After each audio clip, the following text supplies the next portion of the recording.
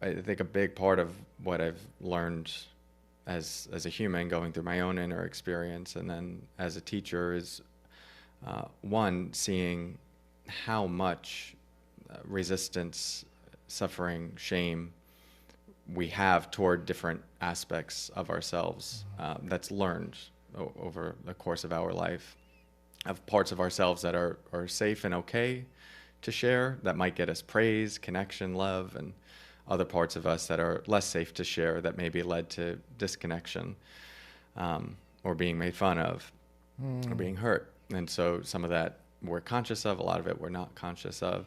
But that ends up creating an inner experience that can often feel like we're at war with ourselves. Yeah.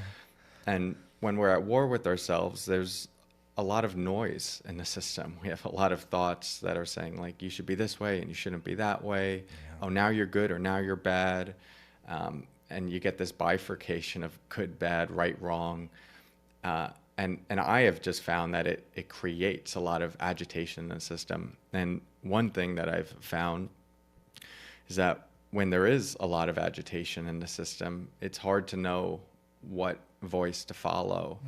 And it's hard to even discern, is there even like a deeper voice or a deeper place of alignment that can serve as the backdrop for decisions that we make that might actually propel us toward greater freedom, inner spaciousness, and ease versus more patterns of control or tension, suffering. And so a big part of the work I do is helping first make an internal container of permission for all the different parts of you to exist. You do that not well. To Yeah. Thank you. Yeah. And not to necessarily express, because there's some parts that have maybe been hurt, and if they were to just spill over onto the world, they could cause harm to other people.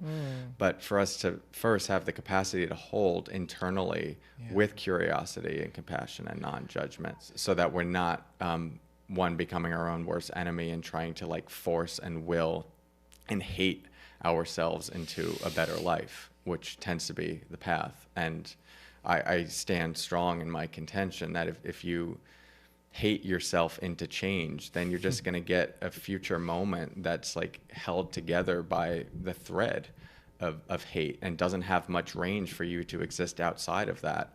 And yeah, you might have like a certain peace and contentment, but it only exists within a very narrow alley of your ego self expressing in a particular way that matches the blueprint of some other facet of your ego self. And so that isn't freedom to me or peace. That actually sounds like an inner prison. Wow. Did you hear that, Mike? Holy